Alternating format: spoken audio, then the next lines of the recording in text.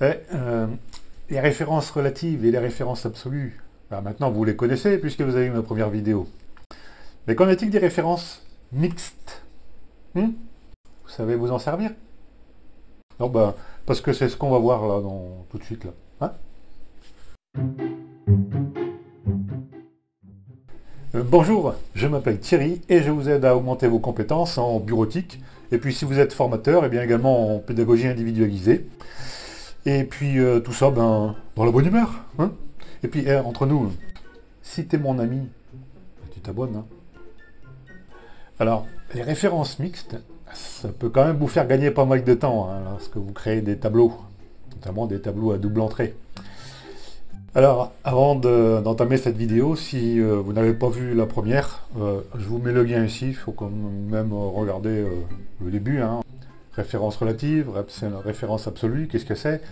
Il faut quand même savoir ça, parce que les références mixtes, bon, c'est un niveau un petit peu au-dessus hein, quand même. Donc, alors, ça m'embêterait que vous soyez perdu dès les premières minutes quand même, hein. On n'est pas là pour vous perdre dans la forêt.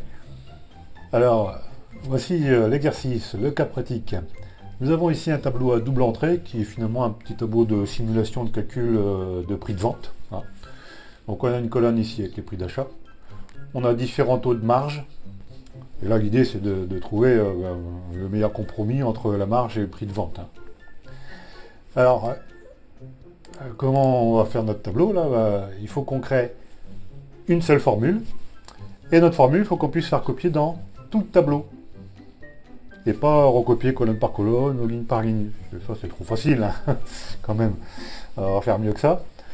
Alors comment on va faire? On va déjà faire notre petite formule. Hein. C'est la multiplication, hein, c'est juste la marge qu'on veut calculer, on ne s'embête pas. Donc je vais faire voilà, le prix d'achat multiplié par la marge. Et puis ça va me donner la marge nette que je devrais récupérer sur la vente. Voilà. Alors maintenant, comment je peux faire pour recopier? Là, on l'a vu dans la première vidéo, si je recopie, ça ne va pas aller, hein, il n'y a pas de référence absolue là, dans ma formule. Donc là, qu'est-ce qu'on regarde ici? On se rend compte, il faut regarder notre tableau d'un peu plus loin, et on se rend compte que on va toujours multiplier quelque chose de la colonne C par quelque chose là de la ligne 5. Ça veut dire que, quel que soit l'endroit où je me trouve dans mon tableau, je devrais retrouver dans les références de mes cellules un C, et puis un 5. Alors, on va faire le test ici. Je refais, hop, 22 multiplié par 33%. Et là, ma formule, c'est bien C, 8, et G, 5. Voilà. Donc ça, c'est intéressant parce que ça veut dire que partout, je vais retrouver un C et un 5. Et en cela, l'esprit, nous allons cliquer dans notre barre de formule sur la première cellule que nous avons remplie.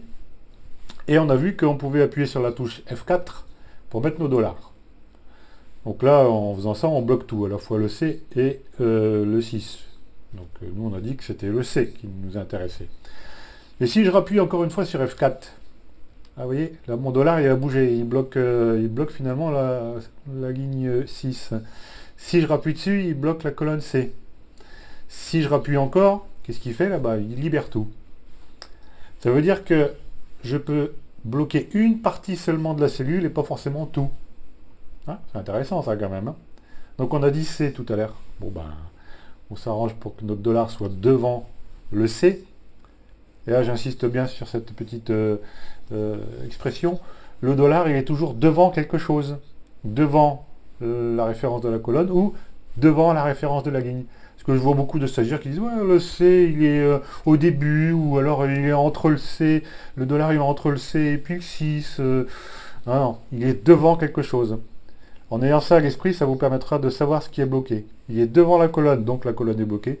Il est devant la ligne, la ligne est bloquée. Bon, revenons à nos moutons. Ah, mais il n'y a pas de bouton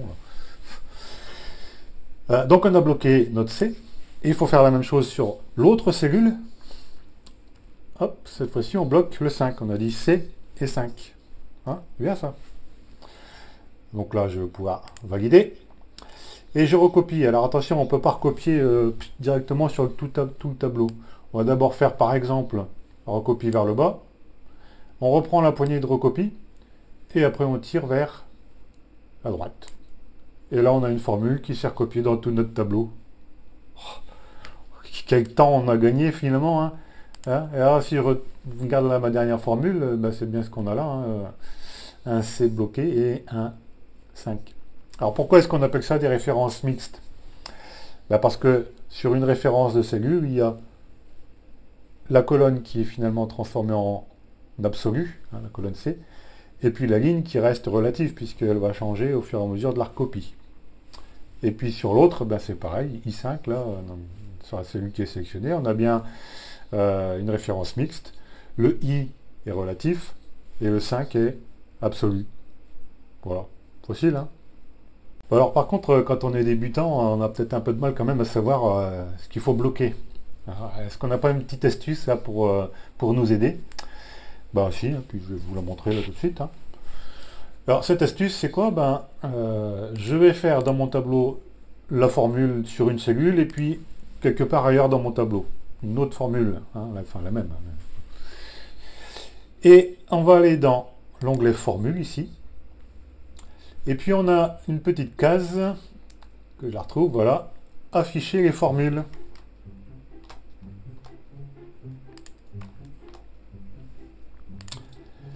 Et quand je clique dessus, alors je vais réduire un peu là pour que vous puissiez voir quelque chose. Toc, toc, toc.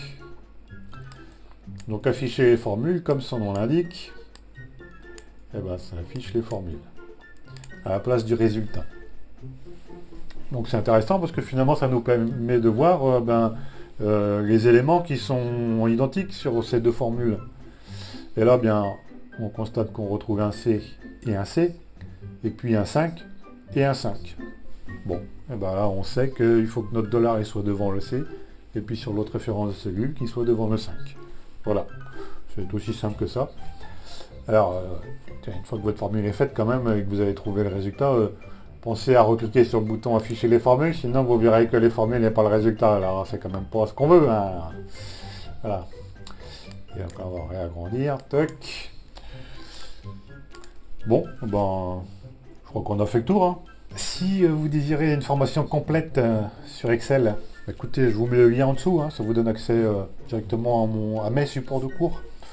Et comme ça, vous allez apprendre encore plein d'autres choses. Si cette vidéo vous a plu, laissez un commentaire. Ah oui, ça me fait plaisir, moi. Voilà, j'espère vous avoir un petit peu éclairé au milieu de toutes ces fonctions, toutes ces formules Excel. N'oubliez pas de vous abonner. Comme ça, vous pourrez suivre les prochaines aventures palpitantes en bureautique avec moi. C'est pas mal quand même, hein, comme programme. Allez, à ciao.